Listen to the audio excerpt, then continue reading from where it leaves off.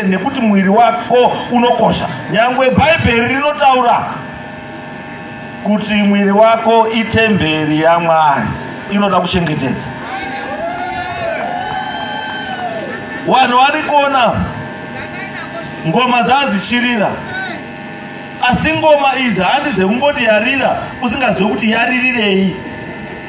Tsika dzedu dzine kasaundi kengoma, pane zvakanotaura.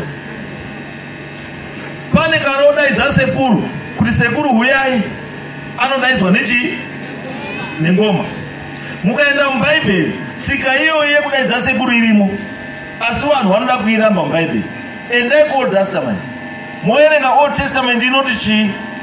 Inoti muprofita Elisha kana achinge nguva yekuti ataurira Mwari yasvika, airidzirwa ngoma nehosho nemunhu anonzi a minstrel.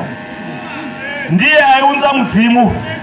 Saka mudzimu wamuri kuona uyu, kuna Mwari uriko unotenderwa, unobvumirwa, asi imi vanhu venyama muri pano ndimi musingazvibvumi, asi itsika irimo nyangwe muBhaibheri ramunoenda kuchechi every Sunday muchiriwerenga asi musingarinzwisisi. Varume vamawana vari apa,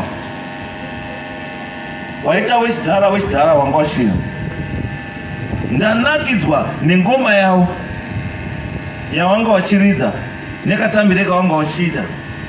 Asi ndobva ndazofunga ndichitaura namai vangu apa naDSI, ndikati no, kuti tsika karoverwe kengoma kari kuitana nababa karambe kachifambirana netsika yedu nevana vedu vari kukura. Ngatitorei vanawo wanga vachitamba wekutsvingwe woridzirwa ngoma ndivana baba, panobuda something chinobva charakidza kuti ngoma iyi inorevei kwamutasa. Ende vanawa they will then take after vana mai nana baba kana vatisiya. Kana tadaro hatina kuraya chii tsika yedu, vana vatora tsika yedu vafambira nayo kumberi.